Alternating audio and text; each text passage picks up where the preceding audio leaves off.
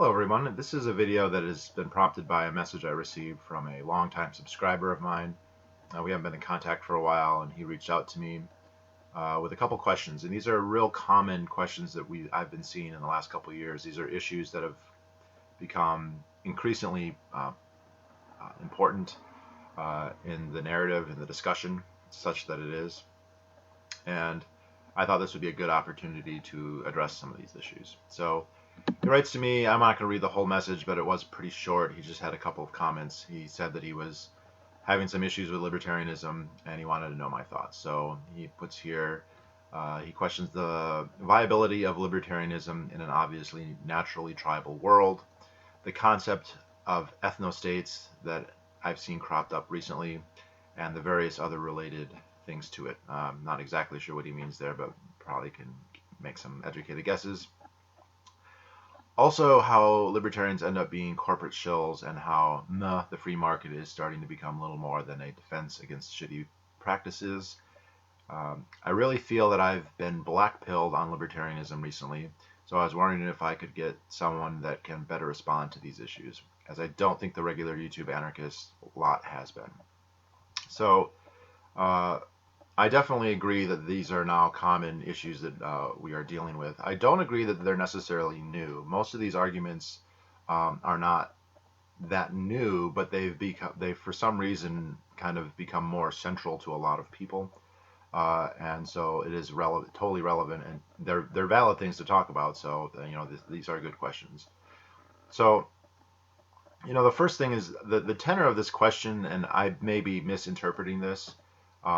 Kind of comes across as a crisis of faith, like there's a religious element here, and that someone has a faith or a religion in libertarianism, and they're questioning it the same way somebody who's being persuaded by atheism might question, say, Christianity or one of the other theistic religions.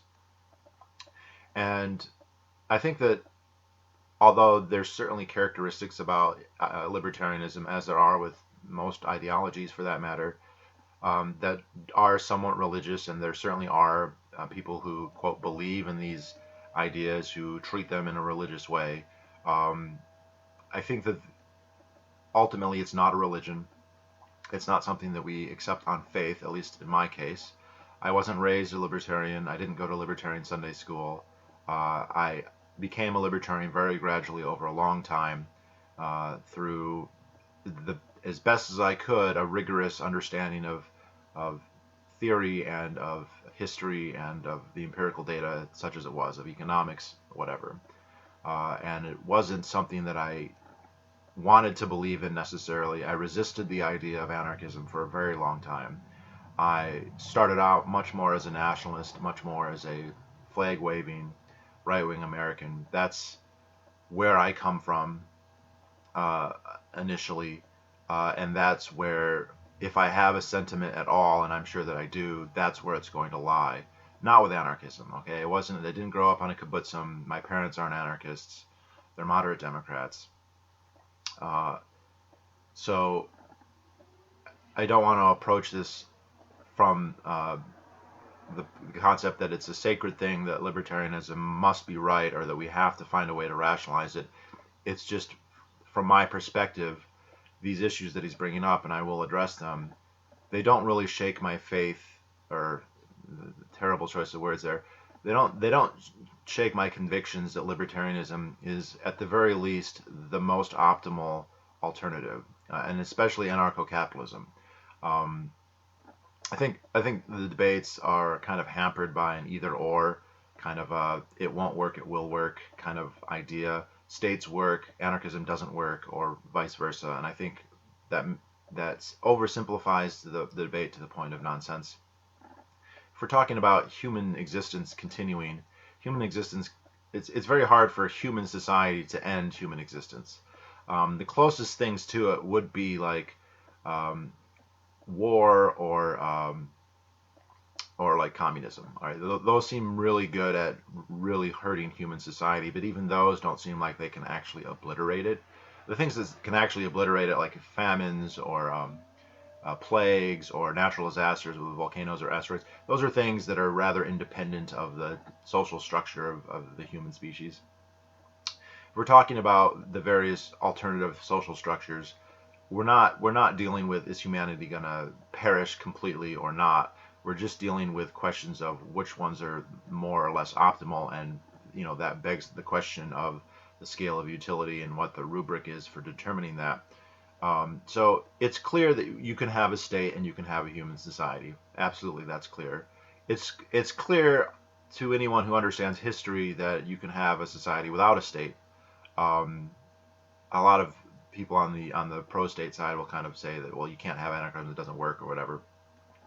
You can have anarchism, but it's a much more pertinent and a much harder question of which one is optimal, which one works the best, and that's where the real debate is. So on this, I don't think that there's been any new arguments here. Okay, so you can have the idea that, well, humans are kind of collective animals, that we're not radical atomized individuals, that we have a society, that we crave social organization. That's not a new insight, and that's not an insight that libertarianism, at least by and large, rejects. Okay, there are certain methodological reasons to be an individualist and to place responsibility on individuals, and I think that even the most socialist people out there will admit that to some extent.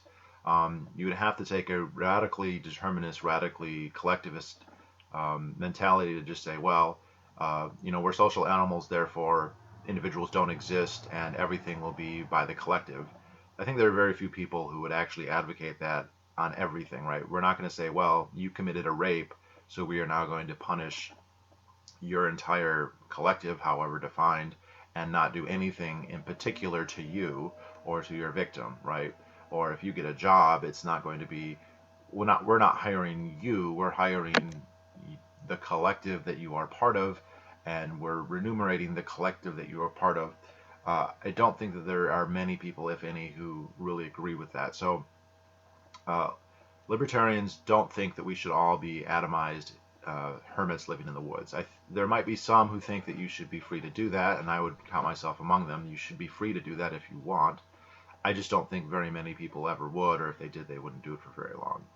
But it's quite a logical leap to go from humans are social beings, humans need to be integrated within society and to interact with each other at some level, to then see that as a justification for whatever type of social organization you happen to favor. So this is not an argument, for instance, for an ethno-state. This is an argument for anything, right? Communists use this argument all the time. Socialists use this argument all the time. Monarchists use this argument all the time. Monarchists will say, look, you can't be just, society is greater than just you, the individual person, and you need to have a role and exist within the framework of a broader social sphere. And and for a monarchist, that means that there needs to be a hierarchy, and at the hierarchy needs to be some, nobility and some sovereign individual, right? So, to say we're not radical individuals, that we need to have a society, says nothing of how that society ought to be organized or what it should be exist. This is kind of similar argument to the, uh, if you don't want the state to do it, then you don't want it to be done, right? Oh, you're against government healthcare, that means you don't want there to be healthcare. That's simply not the libertarian perspective. Libertarians, and I'll speak for myself here, but not, I'm sure there are plenty of others who would agree with me, that social organization is absolutely vital. I think Mises called economic activity the pith of civilization, or something along those lines. It's just that I would say, and many others, that the ideal, the optimal form of social organization is the one that's the most voluntary, where the organization is the least coercive institutionally.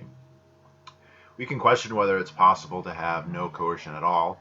I think that the answer is obviously no. I think if we're talking about institutions, the answer is it's possible probably to have no or very little coercion, or have the coercion constrained in a way that its potential negative effects are as minimal as possible. But to have, as soon as we start having institutions that are inherently coercive, that are going to tax, that are going to legislate, that are going to have monopolies on whether it's legislation or the police or defense or whatever it is, that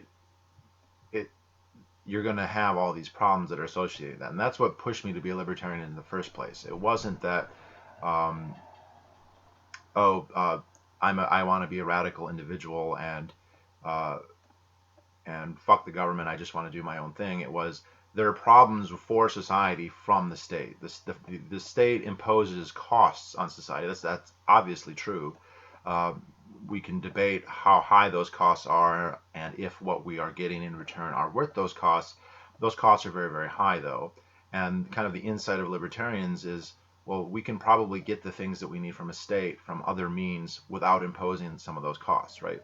We can have healthcare without having government-run healthcare. We can have defense without having government-run defense.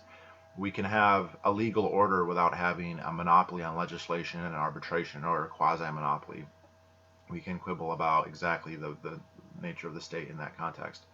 Um, None of those arguments are predicated on radical individualism or not being a social animal or not having broader cultural ties or anything like that. If you read, there's a good book on this called The Foundations of Social Power, and it talks about the various different ideological bonds that people can use. Because if you start like in hunter-gatherer societies or the least primitive, most primitive, if you want to say, societies, it's going to be you're going to have organizations along kin, people who are related to you. So your family, your nuclear family, your extended family, your clan, and then maybe even slightly larger, the tribe. And you're probably talking about dozens or maybe a few hundred or maybe 1,000 or two people.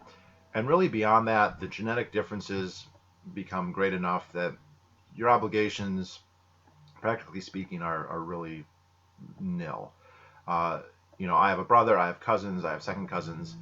I'm very closely related to them. If you just happen to be white, yes, you're closer to me than somebody in Australia or an Australian Aboriginal rather, or a pygmy from Zaire, but you're not close enough for there to be any kind of incentive for me to have any kind of stake in your life that's worth anything anyway.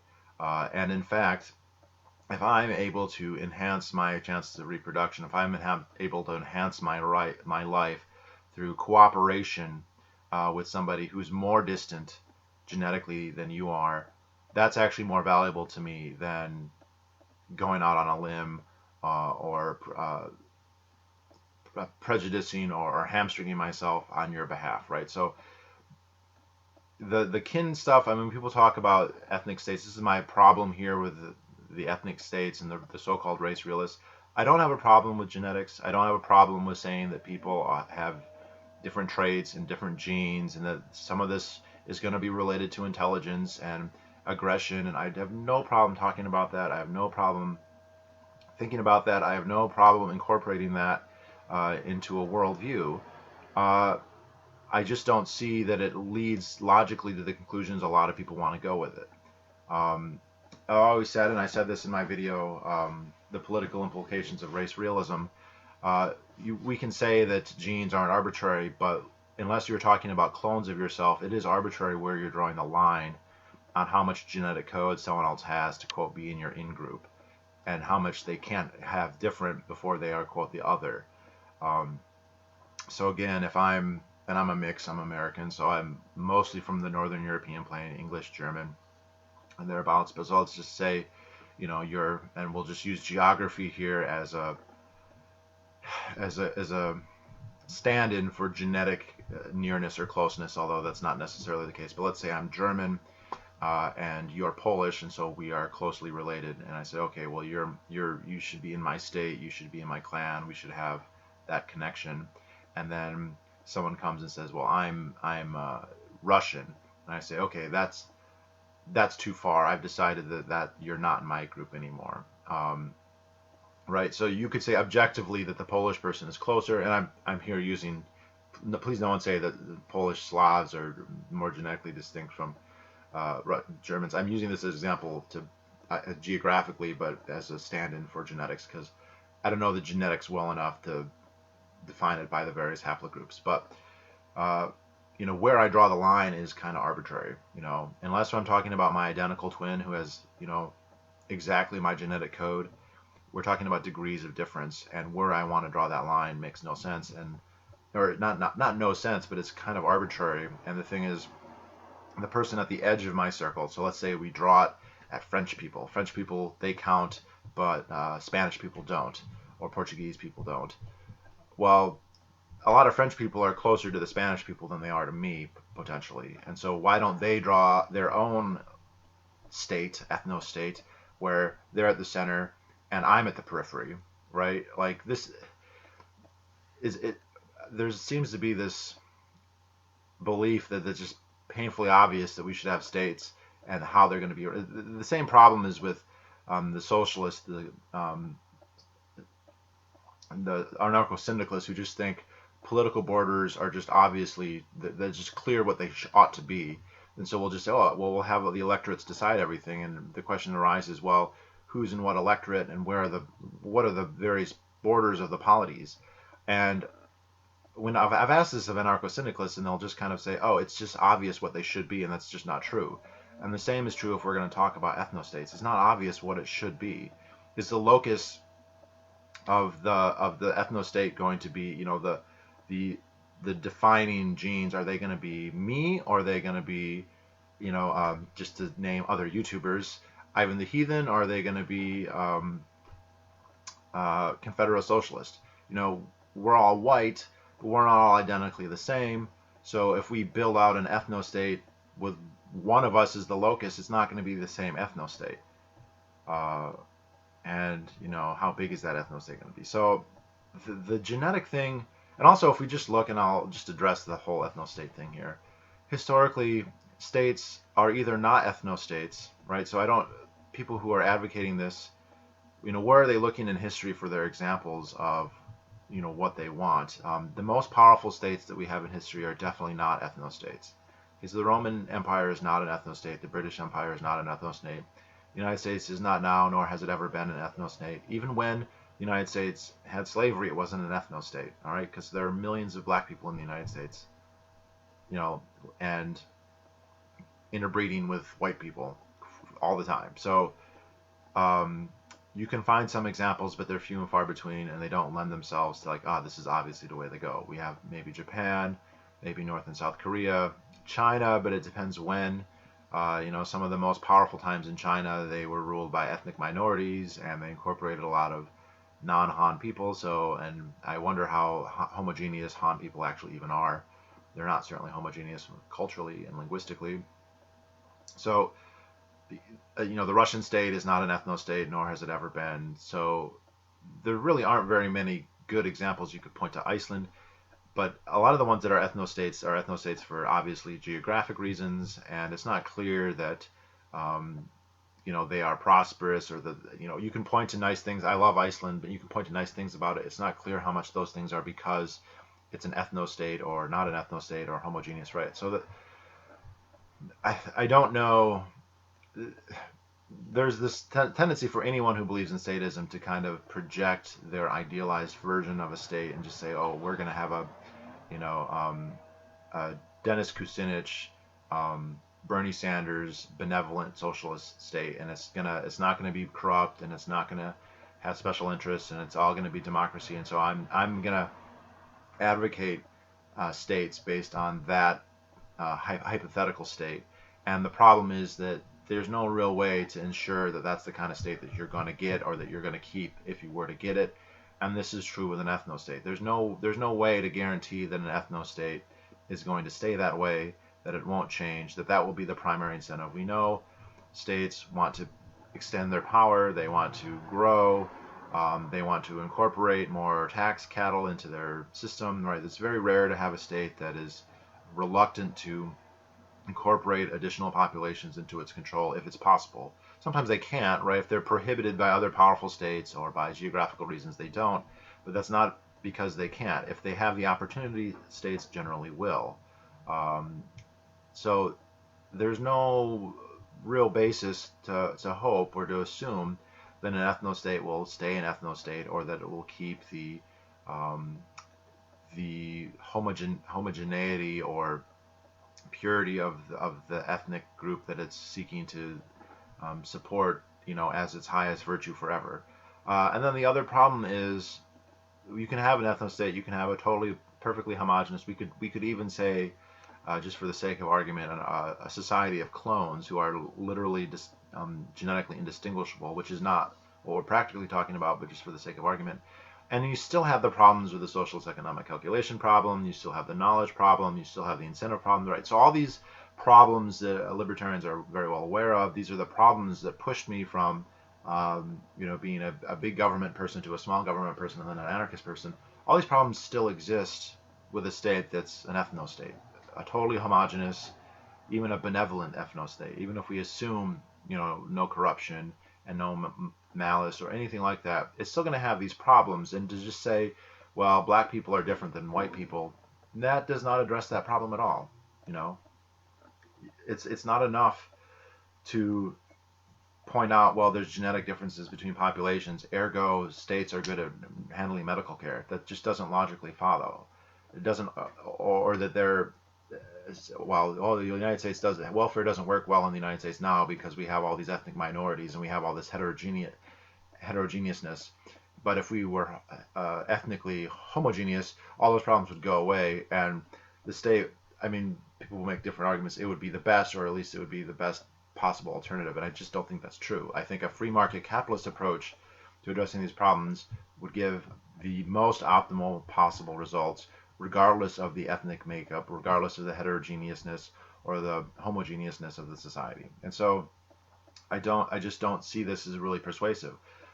I understand the appeal because we have on the left wing of the discourse this like absolutely stifling political correctness where they can't even acknowledge basic facts, they can't even acknowledge basic science.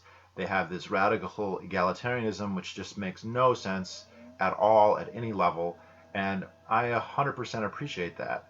And I have absolutely no problem looking at genetic differences and saying that they're important and saying that they matter and saying that they shouldn't manifest in our society. But I think that manifestation doesn't automatically lead to the conclusion that we need to have a state. I just don't. People can have, and huge tangent, the Foundations of Social Order points out, it can be genetic, but it can also be religious. It can be mercantile, like economic, right? People who have commerce with each other can develop ties. It can be cultural. You can have caste systems. One of the examples he puts out is the caste system in India, how that system has persisted regardless of religion, regardless of politics, regardless of ethnicity, that the Brahmins are the Brahmins and the untouchables are the untouchables, and that is that. And like the British have tried to stop it and they couldn't do it. The current state of India has tried to stop it and they can't do it. It's just culturally ingrained, and it's a very powerful thing, even though it's not a state. So yes, people should.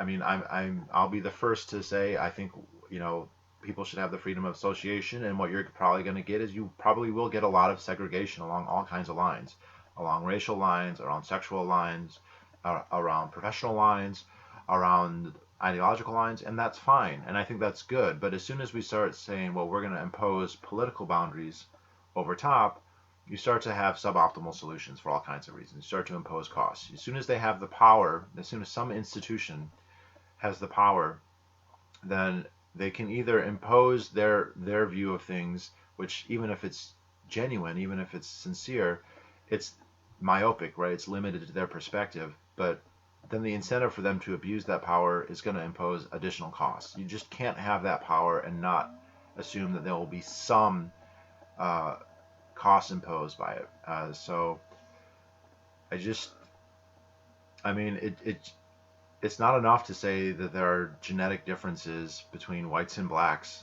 to be really basic about it, and that this therefore justifies X. It doesn't. Let's see. And I think so. I don't think that there's been like a really pronounced, strong ideological attack against libertarianism. I think there have been, a decent number, a notable number of semi-prominent libertarians on YouTube and elsewhere who have personally become, I guess the term here is black-pilled or more race realist or whatever, and they have shifted their scope and their emphasis But that's not a repudiation of the ideology necessarily. It's just a personal shift that people go through. I think, and also a lot of the classic YouTube anarchists have just kind of fallen silent because they are busy with other things, or they don't give a shit, or they're bored, or whatever, right? So I think everyone has that problem, myself included. Um, I was one of those guys who came up a little bit later. I was watching the Liberty is Not Givens and the Ex Omniverses and all them when they were in the heyday. I wasn't making YouTubes until after that ended, and I do remember feeling like, why aren't these guys still making content? It should be more than just me and a couple other people. There's a lot of richness to be had, and it's just not being produced. But I get it. You just lose the motivation because stuff gets rehashed over and over again, and I mean, we all move on and do other things, and that's happened to me and it's happened to everyone else. But that doesn't mean that my convictions in libertarianism have gone down. I'm still persuaded by the arguments. I'm not persuaded. I'm persuaded about all the stuff that humans are different and maybe people get along better if they're more homogeneous and blah blah blah. I'm not. I'd have to look into that more. I've got Putnam's book. I haven't read it. I'm not going to dispute his conclusions or anything like that. I just don't see that they logically lead to any claim you want to make about society, how society should be organized, right? Oh, whites and blacks don't mix. Okay, well, we need to have a state. I just don't see that as a logical thing, and I think it's kind of foolish to assume that the state that you are going to advocate is going to give you exactly what you want. That's. I did a video a couple years ago called "The State and the Chalice of Desire." One of the great things about the state is people just project whatever it is they want onto it. Obama kind of epitomized this with his campaign slogan. He was for change. Well, if you in your mind change meant universal health care and an end to the war in Iraq, you just kind of projected that onto Obama, even though he didn't really explicitly say he would do those things. But you became a supporter because you thought that's what he was going to do. On the other hand, someone else could look at him and come up with a completely different, oh, he's going to legalize marijuana and he's strong on national defense, and so I project that onto him. Well, Obama was kind of crystallizing something that's democratic states anyway have been doing for a long time, and that is to just kind of cast themselves in a vague way, and people like to project onto them. And the problem with a political ideology that's based on that is you have to argue, how would it actually do? Is it possible that any state or the currently existing state would actually be able to give you what you want? And sometimes I think the answer to that could be yes, but you just can't assume that it is, right? So let's see. So then he goes on, libertarians being corporate shills, free market. So I don't know what the shitty practices are that he's referring to here.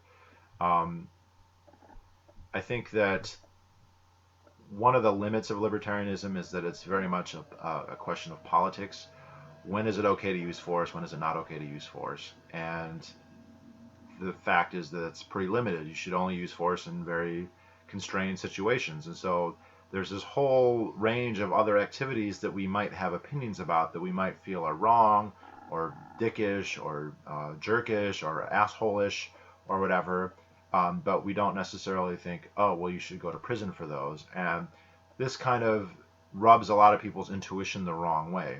So a lot of people see something, classic example, which is going to be a counterexample in a sort of way to, is the idea of freedom of association and having a store, who discriminates, right? So I believe in that. I believe that people have a right to a freedom of association.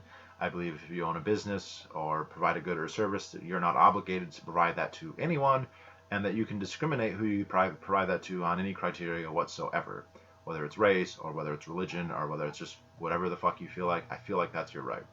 Now, there are things about that I may not like. So YouTube discriminating against gun owners. I really don't like that. I think that's stupid. I think it's short-sighted. I think that YouTube is horribly hypocritical for doing that. And I think they're blinded by a hateful, stupid, left-wing ideology. Now, do I think that enough that I think that hypothetically that they should be subjected to prison time? No. Now, we can get into debates about that specific case and say, well, they actually are being subsidized by the government in some way, and therefore it's not truly free market. Fine, sure enough. But my point is, yes, even if my intuition is, hey, that is being not very nice or it's bad in some sense, it's not bad enough that I would advocate that they be thrown in prison. And this is the problem that a lot of leftists have. Everything that they don't like, they seem to be willing to throw in prison. oh, you called someone a name, you should be thrown in prison. You didn't achieve enough affirmative consent, or she has whore's remorse, you should be thrown in prison. You should be thrown in prison. You should be thrown in prison. Like, they don't use those terms, but the policies that they do favor do mean that literally. So, uh, what we have to do is understand there is a distinction. There's a higher burden if you're talking about using coercion. The burden should be quite high, and I think most people understand that. But then the question is, what do you do about the stuff that doesn't reach that level? Now, I think where libertarians have failed in a lot of ways is that libertarians have just said, there's nothing you do, that's it. If somebody does something you don't like, but it's not enough that they should be gone to prison or brought under, brought to arbitration for restitution, then it's okay. So you can go and say terrible things at a funeral or whatever, or and it's free speech and you didn't, well, it's fine. I think that we should, like Dietrich McCloskey's book on virtue really kind of influenced me on this. There is such a thing as virtue, and virtues are actually really good things, and we should reward people who express them. That's the whole point, and we should penalize in an appropriate way people who don't. So that penalizing doesn't mean you go to prison or that you get a fine. It just means you get ostracized, you get ostracized, that's the main one, that you get persuaded, that you get argued with, that you get lampooned, right? So I do think that is really the answer here. And we can recognize, hey, that person is a jerk, right? People in your life who are jerks, who are assholes, and you don't throw them in prison. You tell other people they're assholes, you alienate them to the extent that is necessary, but you don't go and say you're going to prison because you're a jerk. And the problem that some libertarians, I think, have is they just say, I'm not, you can't go to prison for it, so it's fine. You can say whatever you want. You can do whatever you want. There's a big thing here with, like, substance abuse, where I think it should be legal. I think everyone thinks it should be legal, but you should also be able to tell someone you're drunk and you fucked up your life, and you should be responsible for that, right? So I don't think you should get subsidized health care or have someone else cover the costs of your indiscretions or whatever. But I'm not going to throw you in prison for that. I'm not going to say you should get beaten up by the cops for doing that. And yeah, so just acknowledging virtue and acknowledging vice, and talking about it, but you can't. I think it really is important to have very strong distinctions between when are we throwing you in prison and when are we not, and yeah, I mean, that's pretty much it. So I don't know. I think that's pretty much all of his questions. So again, I'm not going to deny for a second that there are genetic differences between people. There's genetic differences between all people, and the problem with the ethno-states is there's no guarantee ethno-states are going to be that way. Ethno-states don't solve all of the economic problems and the moral dilemmas that states. So right, we can have Iceland, but Iceland still imposes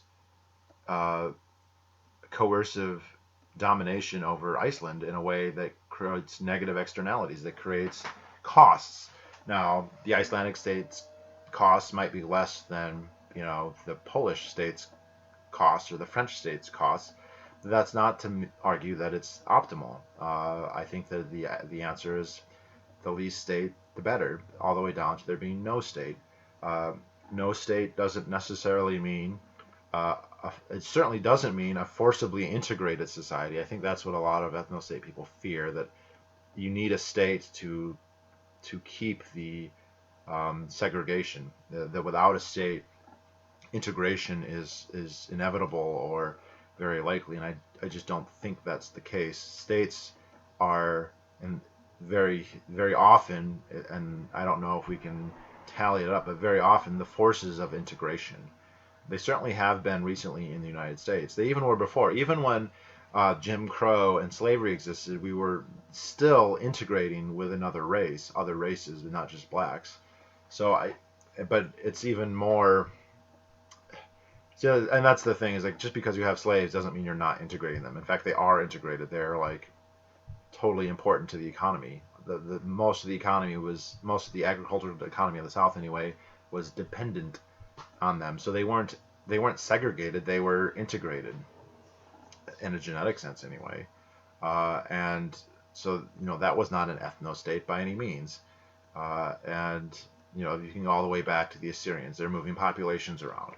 Oh, you rebelled, so we're going to move you over here to them, who they rebelled, and we're going to move them back, and you get all of this mixing, and this is true in the Roman Empire, and it was true in most of the Chinese empires, and it's true in the Ottoman Empire. You just don't get, these homogeneous ethnostates, or when you do, they tend to be quite small and quite weak. And I'm not saying they're quite small and quite weak because they're homogeneous ethnostates. I'm just saying those ethnostates seem to only kind of get going in really certain specific cases where you have isolation, geographic isolation. You don't have a lot of pressures, but we have forced integration now. Whether it's schools of choice or school busing or housing regulations or whatever it is, we don't have a freedom of association. So you can say, well, we just want our government and we just want it to undo those forcibly integrated policies. And I don't know if you can really disentangle it that easily, right? There's still going to be, federal employees all over the place. And there's still, you run into this question of, they live here, they pay taxes, so what do? You just kick them out of the country? They're all going to have to leave. They're all going to go back to Africa or Haiti or wherever, and that's and disentangling. And it's not just blacks. It would be Chinese people, and it would be Korean people, and Filipino people, and Japanese people, and Jewish people, and then it's, well, do Polish people count? Do Irish people count? Do Israeli people count? Blah blah blah blah blah. It's I think foolish to think that this is something that can be disentangled, and that attempting to disentangle it wouldn't impose enormous costs.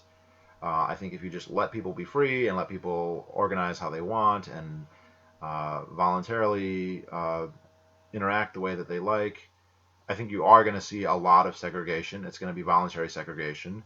And when there is interaction, it's where the parties involved think that it's mutually beneficial. And I have a very hard time telling them, you are wrong. If you own a store and most of your if you're white and you own a store and most of your clients are black, I think the burden of proof is very much on somebody to come and tell you shouldn't be doing that. You should only be serving white customers, or whatever the combination may be.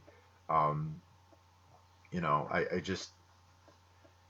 don't see that that's the case. He can still live in his white neighborhood. He can still have white neighbors. His daughter can marry a white boy.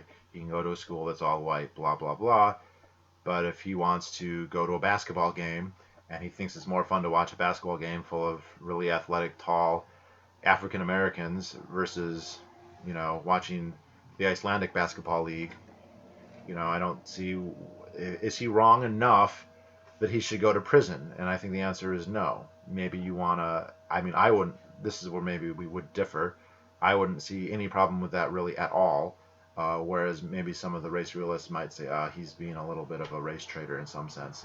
But would they argue then that he should go to prison? And if the answer is no, then we don't disagree. If the answer is yes, then we've opened a huge can of worms about throwing people into prison for all kinds of totally victimless crimes.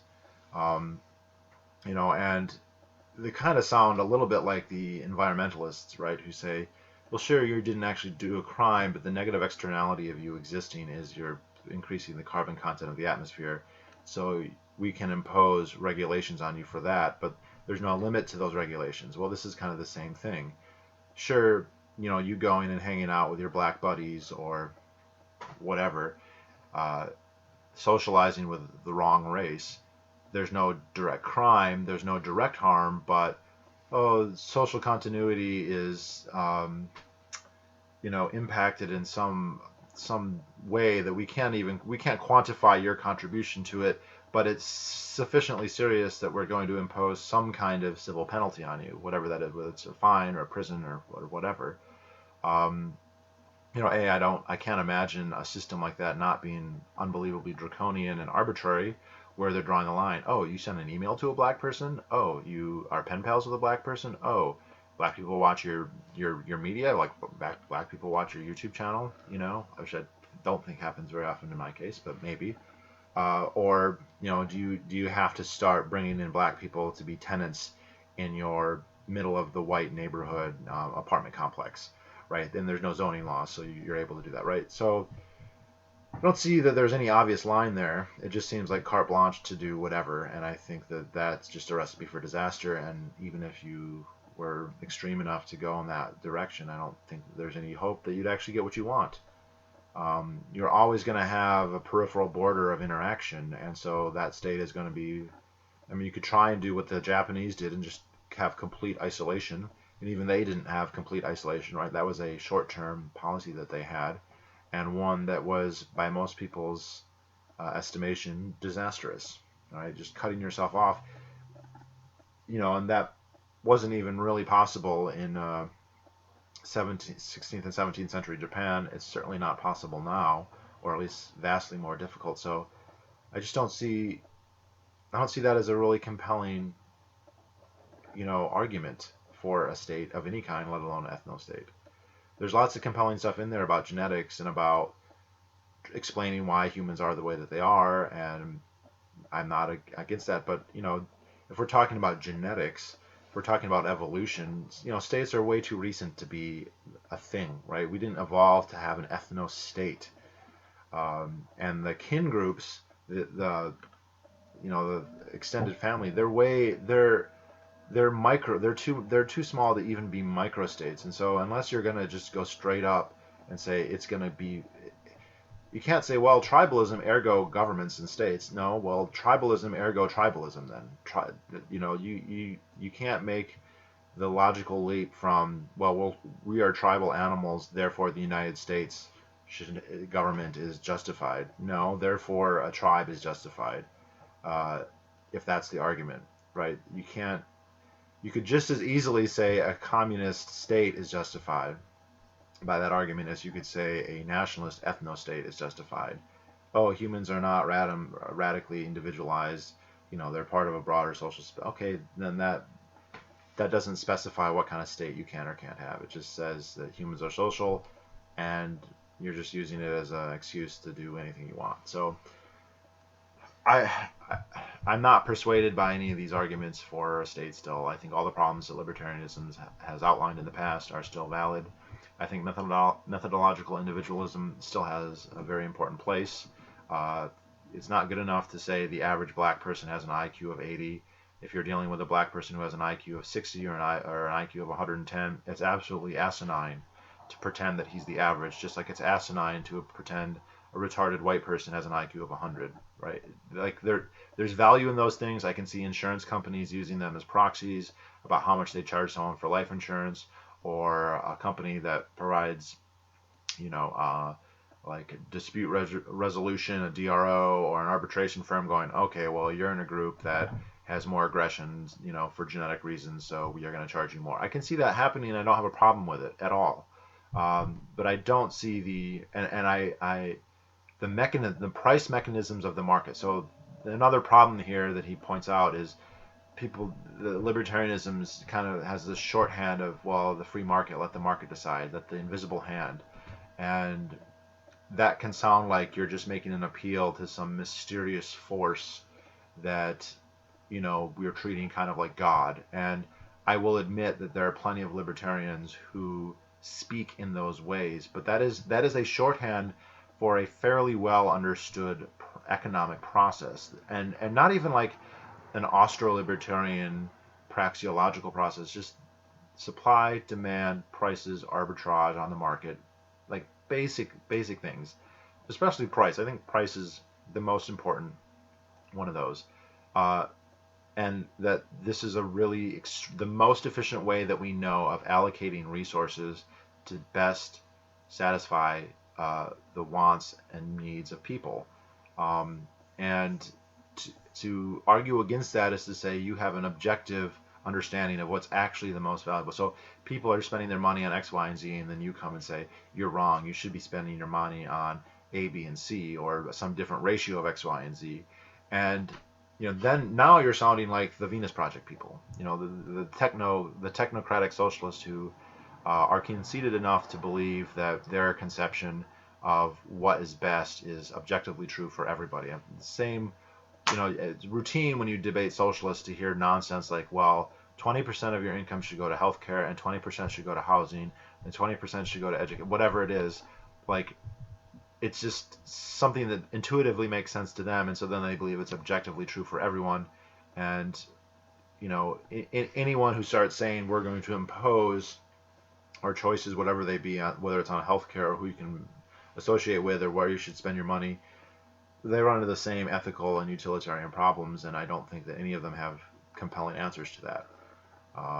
At least compelling enough to justify any kind of state. Maybe compelling enough to argue with you and to try and persuade you. Sure, fair enough. No problems there. I have no dispute with that. If you want to tell someone that they're spending too much on alcohol or they're spending too much time, chasing black pussy, I mean, go ahead, make that argument to them. Make a movie about it, make a book, write a book about it, start a blog. These are all things I have absolutely no problem with. If you want to start a club and say, you can't be in my club if you lie with ethnic women, I go ahead. I really don't. Shame, like, that's totally fine. In the sense that you should not be criminalized for that at all. But as soon as you start saying, yeah, like you can't rent. You have a house and you're going to rent it to the wrong race. Sorry, you're going to be at. I mean, you can have a homeowners association that doesn't allow that, but if you're not in a homeowners association or you don't have one that has that stipulation, then you're well within your rights. And to come and prevent that physically by force, then you're the one who has a problem. You're the one who's going too far. So, yeah, like I mean, that's basically it. And I'm sure I'm gonna get. It's hard to please people here, man. You admit that you admit the genetic differences, and you're a racist, and you want Hitler, and you're KKK, and if you don't favor an ethno-state now, apparently you're an Aspergy, a spurgy libertarian fundamentalist who is stuck in 2006 or whatever, and so I guess if that's the case, then so be it. But anyway, I'm heading off to Montana. I'll be working for several months. I don't upload videos too often anymore, but certainly don't look for one until after that. And I will talk to you all the next time.